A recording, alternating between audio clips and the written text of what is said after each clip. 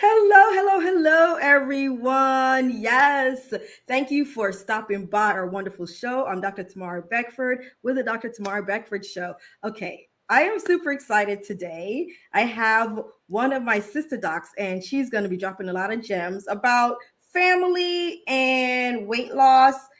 But before we go further, I do not take it lightly that you do listen to our podcast and do watch our show. So I do want to and thank you for leaving such great reviews.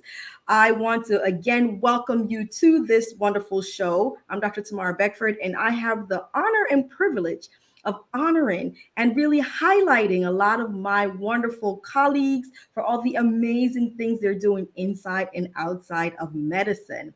That's right. Now, I want to do for you to do me a quick favor. If you do love all the episodes that we have, please do leave us a review. We love those 5 stars.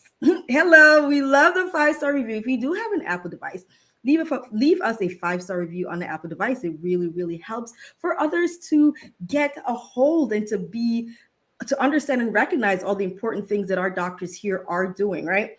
Now, we do get to highlight all the wonderful things our docs are doing, but we're all about self-care. So you'll also get to find out what our wonderful docs are doing for their self-care. So if it goes along with your self-care routine, hey, let them know. Leave them a comment and say, like, yes, I like to do that exact same thing too for my self-care. Now, if you want to see some other wonderful episodes, go to our Your Caring Docs.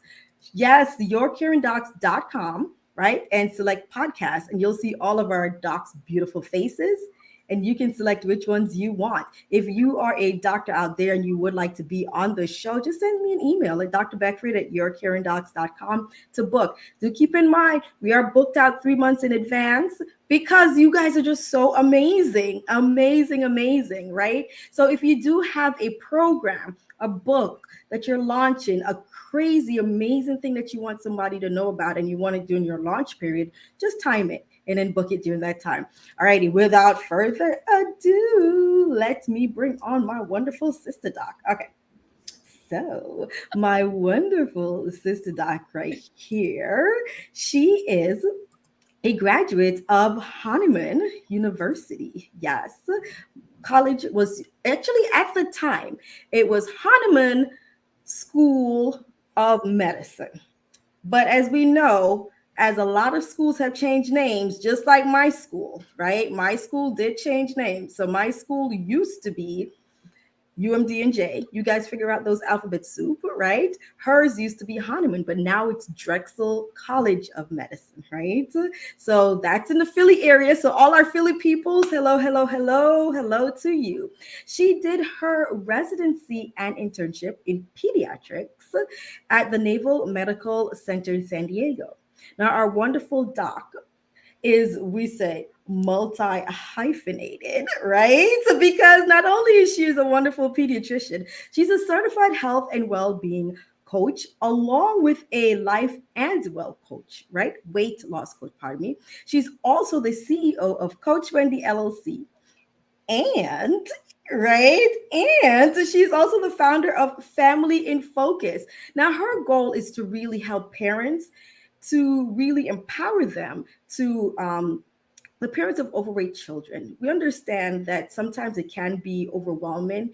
So the goal is for us to empower you so that you can have a healthy family, right? So we're not talking about food as a fight, but food as a fuel for the family. So we're going to discuss all of that. Now, she believes that weight loss and creating healthy habits is a family affair.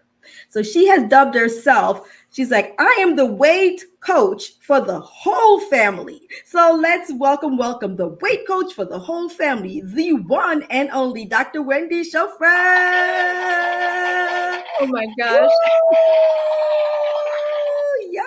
I'm going to put you in my head all the time. You are the antidote for imposter syndrome. Like, seriously. There's going to be like the opening music and the intro and wait for it. Oh my gosh. Welcome, Coach Wendy, Dr. Schofer, all the multi-hyphenation.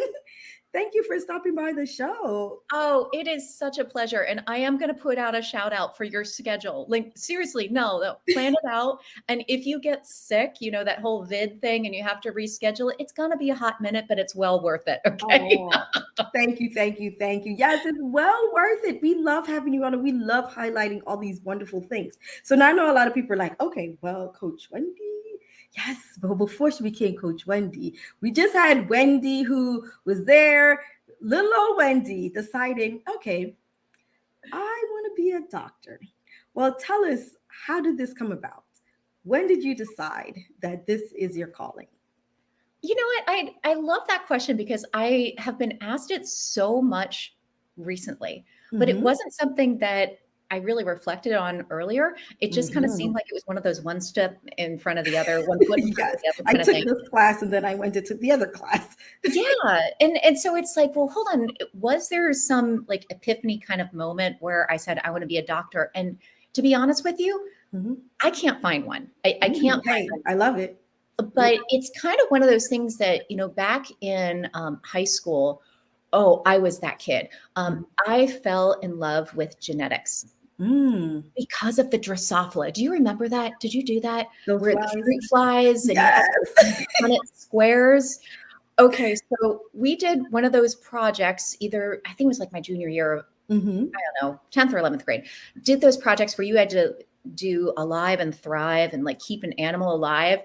And God bless my family, I ordered Drosophila. Oh, wow. And I was like sexing the Drosophila at my kitchen table and like using the pass them out stuff. And it was hilarious. But I was totally enamored with the whole thing about how with genetics that you can predict, but then you're not really certain. And some things were, really kind of something you can count on. It just like fascinated me. And I thought I was going to go into the FBI and do genetic fingerprinting. There we go. There you go. That got me going to college. And then it got you through college. Well, it got me into college. I'm done, I'm going to be recruited by the FBI to do fingerprinting. Hey, there we go. And then I found out that that doesn't mean you're actually going to be going out and doing field work. They don't issue you firearms badge immediately, right? And the other thing is that I found out that I did not like doing lab work. I liked being with people. It was fascinating. When I was going and doing my lab research, I'm like, oh gosh, again. It just wasn't my language. And it's again just those volunteering opportunities all throughout school that I just kind of refined what it was that I actually wanted to do. I love it. So I love the fact this is just like a fascinating. So yours, of course, everyone's story has their unique aspects to it, but I love that you're like, oh yeah, let me start mating these fruit flies. Yeah, the red eyes. Ooh, the dominant gene. Oh, this is great. This is a great segue for me getting into the FBI as a field agent. Until you recognize it all made sense, but this is the way it worked for me. Of course it made sense. Of course it made sense at the time. Like, why would we not? Because we're working so hard. And if they can see my skills, they will definitely come and recruit me, right? And then, like we said, one of the lower points is that you recognize that you didn't like lab work. Wanted to be out and around people. Learning opportunity. Yeah. Yes. I was doing the lab work over the summers. And then during the school year, I can say that I was going out and volunteering at the local hospital. I was, I guess they still called it a candy striper. The candy stripers, yes. I was assigned to the emergency room in the local community hospital, and they didn't know what to do with me in the emergency room. And so when kids came in, and I remember like after car accidents, like they would separate out the parents and the kids, and my job was to keep the kids company while the parents were getting worked up. And it's funny looking back now, that stands out so clearly to me because I really just enjoyed being with the kids. And, it wasn't something where I could say that I was learning something medically, but what I was actually learning about was, kind of that post-traumatic, like how do you support people? Mhm. And what I call anxiety busting now, like, well, how is it that I can address concerns, be there? I didn't have those words for it back then. I just thought, hey, these kids are actually kind of cool. I like hanging out with them, and this medical Right. thing, let's pursue this a little bit more. And so it kind of built from there. I love it. Oh my gosh. Look at all those like soft skills that were being built during that time, right? Where you're helping the kids to deal with very traumatic situation, and get them through, and you're learning how to connect with them. And this is the ER, so you have to connect really quickly, like connection. And now that actually opened your eyes as to some area that you would want to probably pursue. Alrighty, so now we're in med school. So you've gone in. Did you go in med school and like, oh yeah, this is it, peds, or were you open to the different specialties? I tried on everything like a hat, and Mhm. every rotation, I just tried to see what it was that I liked or didn't like. And it it was not a foregone conclusion as far as going to pediatrics. I actually remember my husband and I went through medical school together, Mhm. and he and I were on surgery at the same time.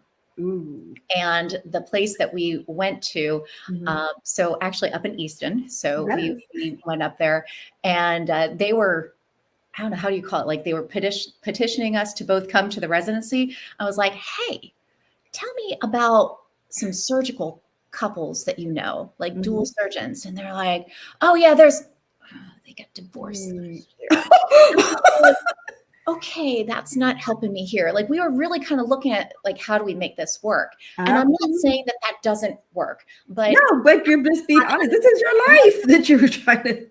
yeah, it was just something that we were both fascinated by, the hands-on and the technical skills, but yet we were finding that there was a lot more of the academics in surgery that we didn't otherwise know beforehand. But we kind Mhm. of crossed it off after we were like, we don't have a really good idea of what this means for our family going forward.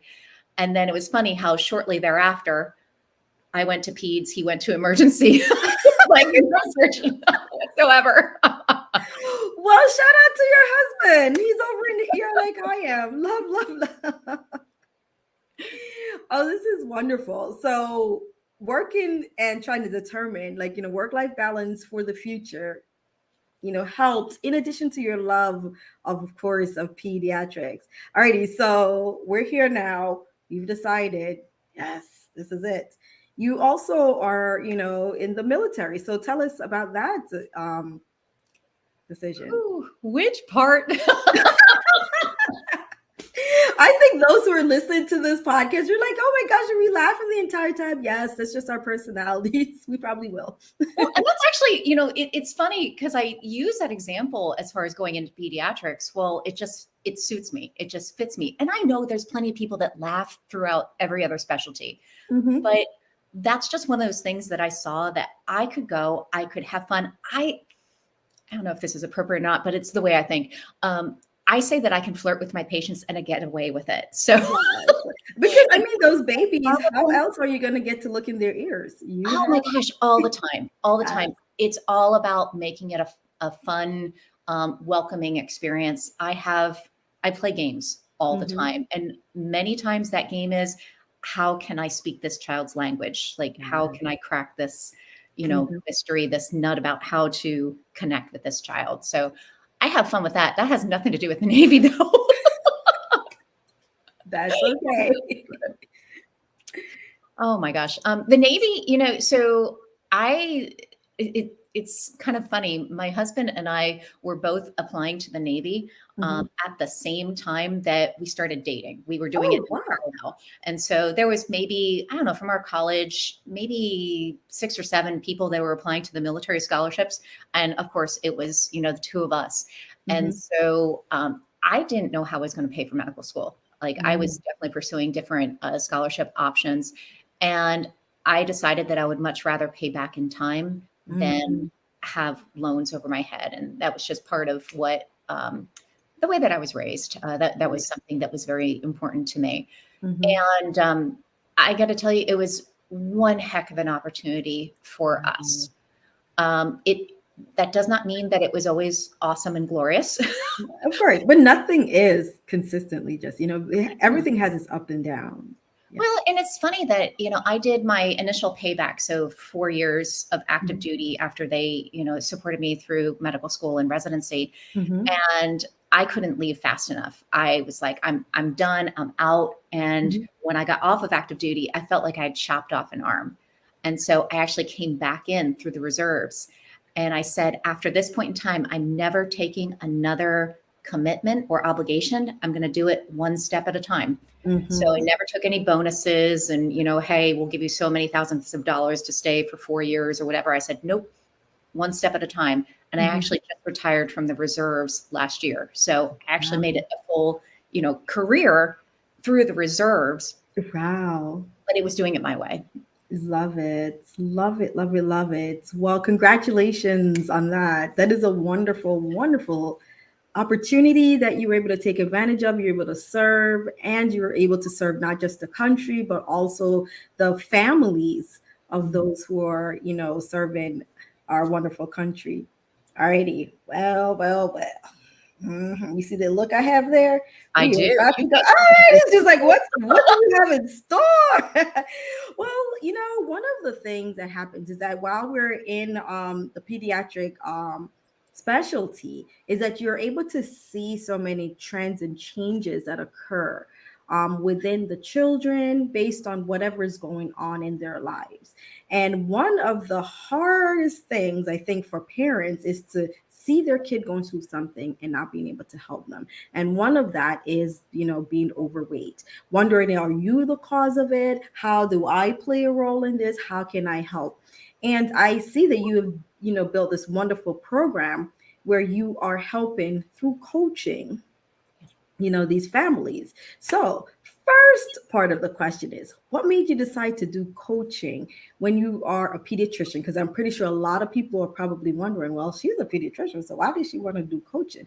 Let's explain to them the difference and how you're able to now help these families with this additional training that you have. Yeah. So I got to tell you, I have to back it up just a little bit, because it's not one of these things where I went from medical practice to saying, this coaching is the missing link and I want to now be a coach.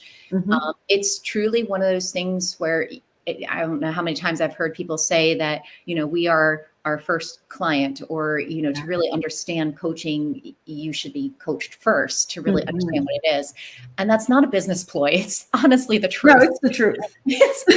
Your mind once your mind gets open and you start realizing there's so much more. Yeah. You just get exploded to help. Well, and that's honestly what it is, where it was me being coached. I raised my hand and I said, okay, first of all, I don't know what this is, but I'm intrigued. I was hearing people talking about coaching, being a coach, how coaching had helped them. And I was like, okay, that's fine. Let's try this.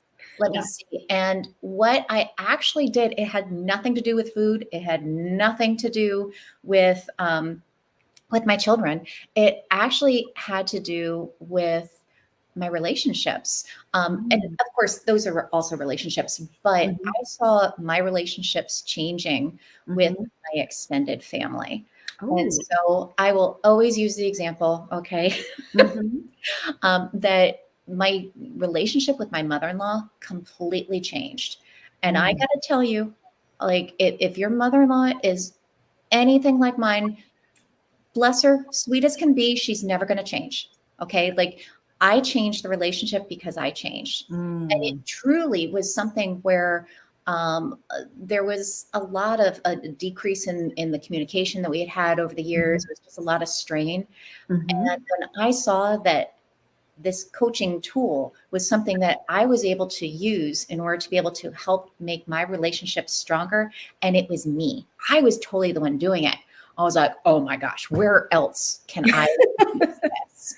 And so I started taking that outward, and that's where I was starting to address my own concerns with my relationship with my body, with my food, how that was impacting my kids, and how much I noticed that I had kind of like a control type of approach to creating health at home with my kids. Well, I'm going to control what they eat or how much they move. Like, I'm going to make sure that they're doing this, the right way. Right. We were all Because taught. I mean, that's what we're thinking. Like, if I control it, then they'll do it. And now I have succeeded as a parent.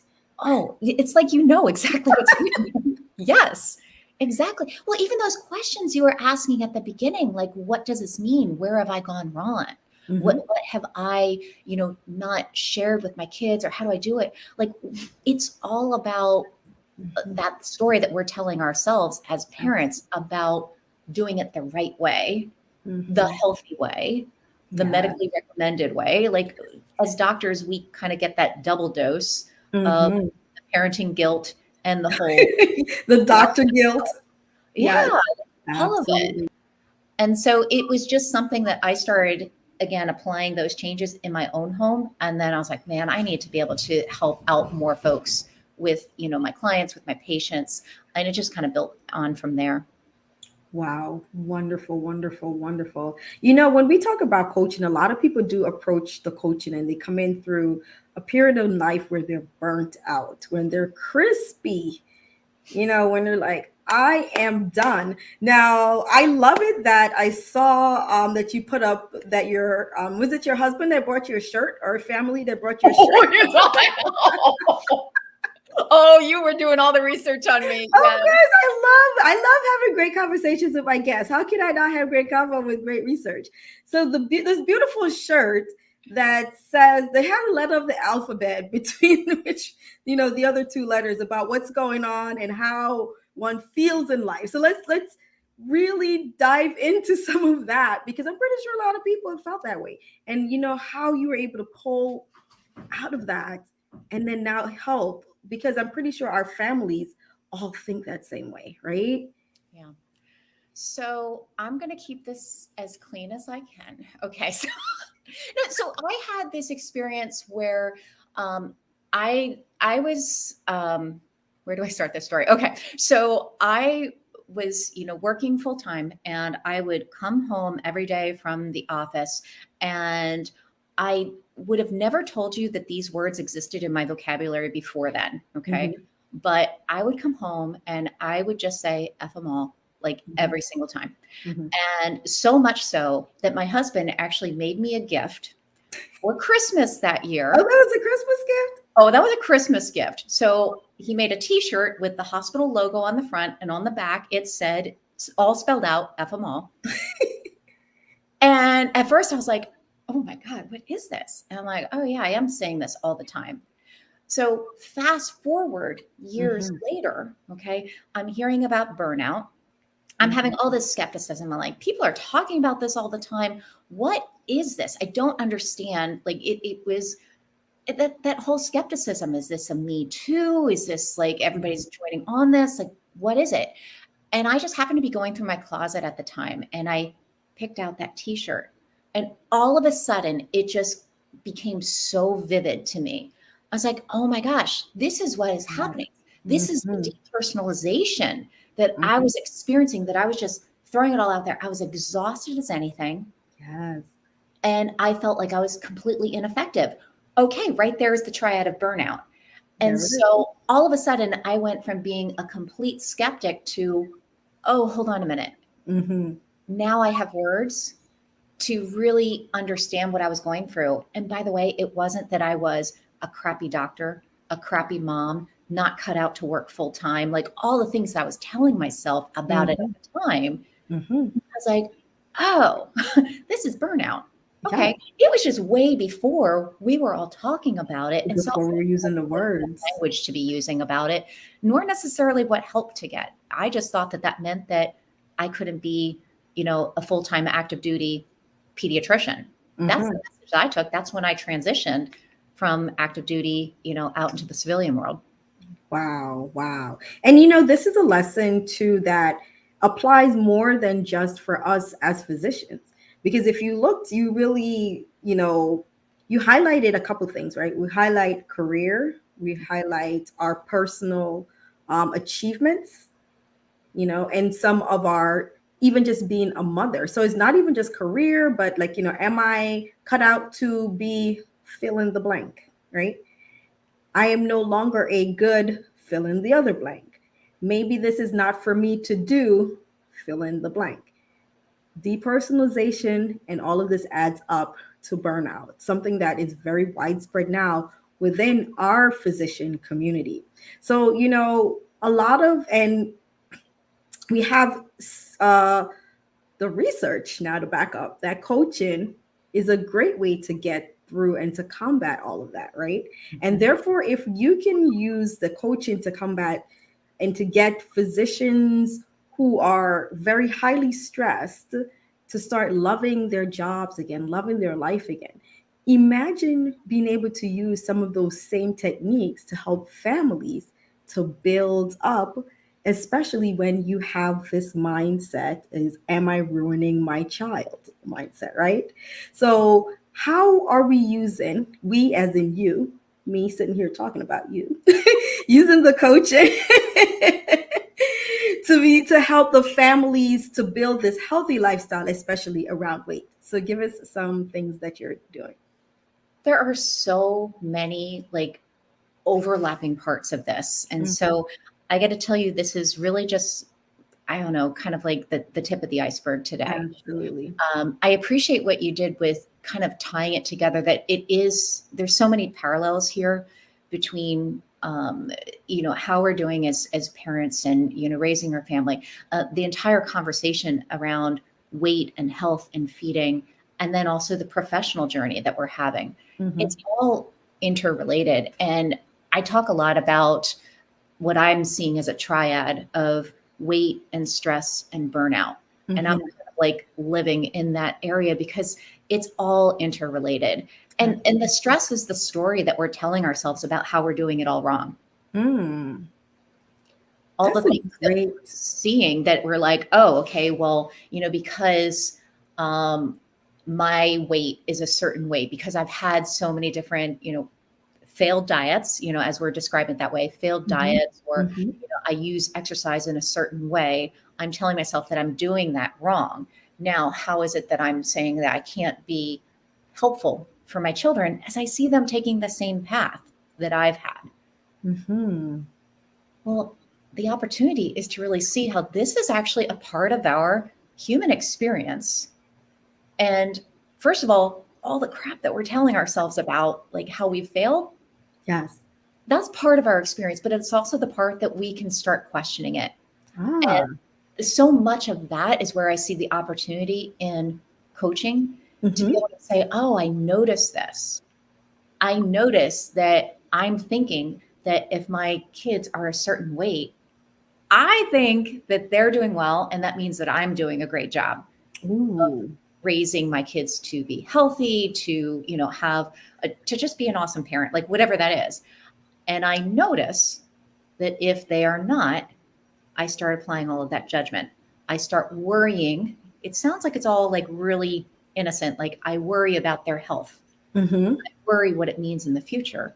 But I also am taking that on myself. Yeah, they're internalizing. Yeah. I love the way that you put that. A lot of times we always start with the negative framing of it, where if my kid is a certain weight, then I must be failing. But I love the way that you started by really us acknowledging that if my kid is within this range, then I must be succeeding. So if we're already thinking one way that I must be succeeding if this is happening, that means that you're already placing yourself in the frame of mind that if it does not fit that expectation, then you're telling yourself that you're failing. That's powerful. I've never looked at it that way before. And I got to tell you, even just hearing, like, I know we're having a conversation about, but just hearing you say that, like, I feel that every single time because it is so true to me. Yeah. I mean, that's what I was going through with my own family. It's something that I work through with clients. Like, this is the work. And that's why, with Family in Focus, I work with parents. It's not about, for my program, it's not about working with the kids and trying to change their weight, trying to change the way that they're eating. it's about first understanding, how is this impacting for me as a parent, all that baloney about how I'm thinking that I'm not doing it the right way and how I'm not Mhm. the right person to help my child, because that's going to be the biggest thing that's going to keep you from being able to help your child. Yes, Seeing what kind of help your child actually needs. that's true. Because you start blinding, you become blind to it because you're taught, you end up in the me zone, right? Versus how can I help? Because, oh my gosh, I am such a horrible parent that I'm not even able to da da da da. And then the child does, unbeknownst to you, the focus gets pulled from the child and it gets pulled to you. Yeah. So with this coaching, you're able to reverse that and bring it back towards the focus being on the child. And the part that's really been meaningful for me Mhm. is to notice like how much I think that, I thought that it meant that I needed to be doing things all the time. I needed to Mm. be, making certain foods or, getting them to eat so much or to move so much. And I got to tell you, taking that moment to really see what is it that my kids need right now, Mm-hmm. it's not giving them more to do. It wasn't Mm. giving me more to do. It more often than not, it was just being there for them, which I know sounds like really like kumbaya and everything, but it's truly like just staying with No, this them, is, yeah. connecting and understanding what they're going through right now Mm-hmm. and how often they're hearing the message from family, from me, from Mm-hmm. from the medical community, from social media about how they have to change Mm. in order to be successful, in order to be healthy. Okay, Right. that is a complete disservice that we're doing in medicine, but I might table that discussion for later. But anyway, to be loved, to be worthy. And Yes. so just being able to connect with them, like, I see you, I'm going to be here with you the entire time. And this is all I need to do as a parent. That was so meaningful for me Mm-hmm.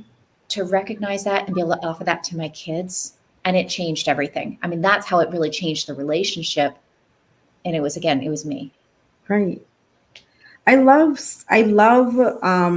because I even think about what you're saying about change from within and therefore changing the relationship with the child, which in the end strengthens them tremendously and it empowers them, which is something that you're really building within your community and building within your program, is to really empower the family, and empowering the family, the parents allowing and being there helps to empower the children. Because of course we all remember, like, our the words in our head that are from our parents from when we were children, saying the don't. And I found within my own self, I have two young ones, 3 and 5. Mhm. And with a 5-year-old, of course he's going through his little phase. 'Cause I'm independent. Okay, you are. But I've noticed that with the tugging and pulling and trying to get things done, I saw one of our pediatrician colleagues, and I can't recall her name right now, and I feel so bad.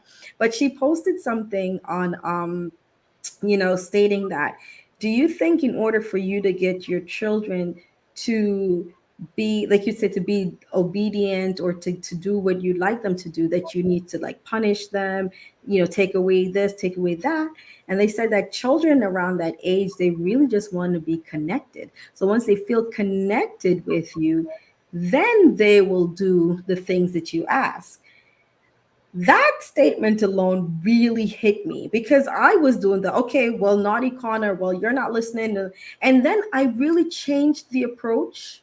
I mean, like, just like that. And just like that, I got the change that I wanted. Mhm. Now he will listen because the approach was more connecting versus just dictating.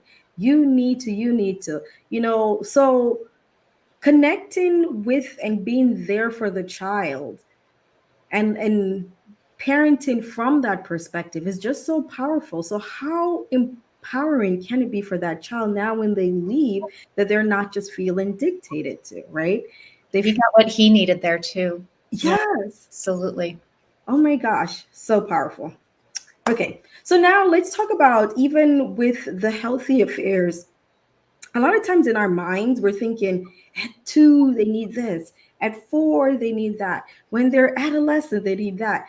When they get to high school, oh my gosh, these are some of the things I need. What are some, in your experience, being, and your experience is vast, because your experience as a parent, your experience as a pediatrician, and then also as the coach. So what Mhm. are some of the changes that you've seen that have empowered the children through those phases? Toddlers to school age to even high school. I think that more than anything, because we kind of like break it out in pediatrics as far as like different developmental stages, and if you're in Hmm. this zone, this is what you got to be watching out for, and here, and we're Of kind of like, course. and I got to tell you, it's funny. I tend to be more of a lumper than a splitter. Oh, So I love it. Tell us more. but I really think that it's something about, listening to what is the child telling you that they need.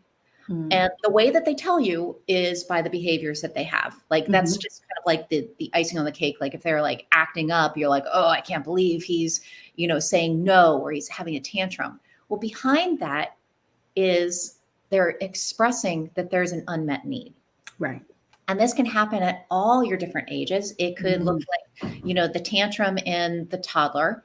It Mm-hmm. can be the school age child who's just saying no to everything. And Mm-hmm. it can be the teenager who's running around and hiding things, or, not even being found. It's something that they all have different behaviors. Mm-hmm. And so just trying to understand, well, what is it that my child is trying to express? What is the unmet need?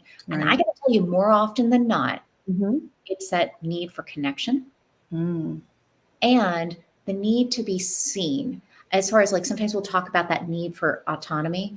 So that ability for them to be recognized as a force, the force of nature that they are, whether they're a toddler, school age, or teenager. Mm-hmm. But recognizing who it is that I'm working with here, not trying to just change it, but to Mm. see, well, what is it that they're experiencing right now?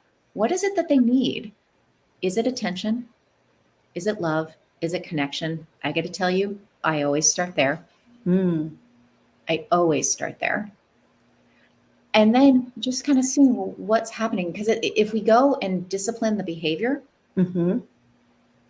we're missing the opportunity to truly connect with our kids and to understand what it is that they're trying to teach us. Mm-hmm. And I firmly believe that our kids teach us so much more as parents than we teach them. They are actually telling us how they need to be parented. You just And have my to listen. kids are very different. My kids Mm-hmm. need to be parented very differently. I could not use that cookie cutter, like this is the manual for how you parent a child, because it did not work. Each child was different. I I needed love to it. listen to them. I love it. And also, I would be remiss before we get into our self-care portion of this to acknowledge today is like a wonderful day. Was it today or yesterday that your son? Yes. Oh my gosh. Okay, yeah. So just to put it out there, I have successfully completed my 18-year plan. Another degree. Oh my gosh, no more degrees, no more certifications. I don't know where this started, but years ago I said that I have an 18-year plan. Mm-hmm. And that 18-year plan, that clock started the day that my youngest was born. Yes. So I celebrated the day that he turned 18. I'm like, yes, all right. And then I also just celebrated yesterday that he graduated high school. And so I got all dressed up. I wore my glittery shirt. I'm that mom. Yes. Graduation. And when they say thank you, parents, I stand up and I said, I received that. Like, I received. Absolutely. Oh my goodness. It is truly a celebration. And the way that I've always looked at it is I've got my kids for 18 years. Mm-hmm. And then after that, they're going to fly. I'm giving them Absolutely. everything I can. Mm-hmm. And then they're adults. Yes. And it's all yours, boo. Like, go do it. Yes. The world's Everything your we can. oyster. Go. Love it. Love it. Well, congratulations on accomplishing that last version of your 18-year plan. Yes, yes, it is beautiful. So now that we're talking about our 18-year plan, and you've finished that last version of it, let's bring it back and find out. So what are you doing for self-care? Now we have the 18-year prior self-care, and now the self-care plan might be able to change. So let's tell us, what are we doing right now, and what do we hope to do later? So I appreciate that you say that it's a plan, because that involves multiple things. It's not just one Absolutely. thing. So I got to tell you, part of what we're doing here today is a big part of it. Focusing on the things that I want to celebrate. Yes. And it could just be like today, I've had back pain going on for about the past year. I celebrate that today, my back is like, why are you even talking about me? I'm not even, I'm celebrating that. And Yes. so it's that opportunity to really kind of choose what it is that I want to focus on. I'm focusing on, how I'm celebrating all these things right now. It feels amazing because there's a lot of crap out there in the world. I can choose to focus on that. It doesn't mean that it all goes away, but you know what? My world, my self-care is built around me choosing where I focus. And I can now see that I can do that all the time. Isn't that powerful? Oh my gosh. Like completely just world changing for me. And something that I offer to folks, and there's a lot of skepticism that I hear from folks. They're like, no, seriously, no, I got this going on. And I don't know why you're telling me to choose, to focus over here. I'm like, I'm not telling you to choose anything. It's your opportunity. If you want to. It's not about changing it all to rainbows and unicorns and all that kind of stuff. But is that helping you to keep on focusing over there? It's the same thing with like worry about our kids' weight. Okay. Same thing. Do we want to focus on that? Or do you want to choose to focus on what we have right now? What's going well? Yes. What we're building upon? Maybe what's just 1% better than it was a day, a week, a year ago? Yes. I love it. I'm going to also put in there, like every day, I find that I need to move because I'm a much nicer person when I move. It's not about exercise. It's not about working out. It benefits me. It benefits everybody else. I've got my coworker who is at my feet. Oh, are you carrying dog? Oh, you're carrying dog. Yeah. It reminds me that it's always a great time for a walk. Ooh, I shouldn't say that word. He's going to. He's going to say like, oh, did I? But these are just the things. It's like building it in. And my reason why is because I am so much nicer to myself and to everybody else. It has nothing to do with clothing and calories and what it is that I'm allowed to eat. No, it's just so much nicer this way. Love it. I love that you said this is your opportunity. I'm not telling you to do it. Yeah. This is your opportunity to decide for yourself what you want and how do you want to feel. So you just hit the nail on the head for the difference between medicine and coaching. It's not a prescription. Yes. It's an invitation. Absolutely. It's an invitation. You can try it on. You can see what fits. And if it doesn't fit, put it aside. And that's it. Love, love, love. Okay. So now I'm giving you that look. So you know. You're getting that look. So now I'm asking my other fun question of the day. So if you weren't a doctor, Dr. Schofer, what would you be? My goodness gracious. Okay. So this is so hard for me. Like, I know you asked me earlier and I was like, okay, I got to figure this out. So it's just like being a pediatrician is so much of just who I am. Like, I get it. It's like part of that identity and how I tease in all of the fun. I got to tell you, I think that taking that fun with me, I just recently started doing improv comedy. Because why not? Love it. It's an and. It's my multiple, what did you call it? My multi-hyphenation. But I don't know that I necessarily want to be on stage all the time, but it's just rolling. So it's some kind of like a storyteller.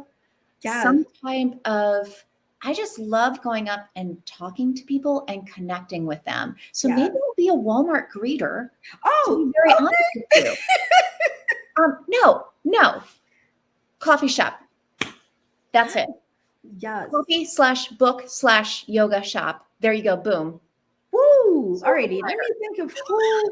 Okay, so we have so Megan Mello does pastries. That's her other thing. And so there's, I think it's a Dr. Sharif also bakes. So their other thing would be that they would own a pastry shop. So I think next to the there we go. We're putting it together. The coffee and pastry yoga bookshop. Wow, there we go. How could we not win with that? We already are, and I got to tell you, even if it's just in my imagination. Yeah, no, I love that. Okay, wow. Thank you. I didn't know what I was going to say beforehand, but it's all makes sense right now. We have put it together along with the dance studio next to it for all our dancers too, because we have 3 people I think who wanted to be dancers, and we have some who are interior decorators, so we can have them decorate the whole space. Boom! I think we're good. We so have part in that is just that whole you do you thing. Mm-hmm. Like, how can you just own it and just Absolutely bring more of you into the space? And yeah, like that's just beautiful. I love hearing what everybody loves, and passions, and how they're bringing more of themselves to what it is that they're doing every day. I love that question. This is the free your imagination question. I mean, I could really have come up with an entire thing, because I remember almost what everyone's doing, because some people are doing gardening, and so outside of the space we have our nice organic herb gardens. Dr. Shiri Rashad, she's doing that, and Dr. Edie Allen. I mean, we have an entire thing put together, because Dr. Farris is doing urban planning. That was her thing. If she was like, oh, if I could probably do urban planning, so I could see her planning out this entire thing. How could we go wrong?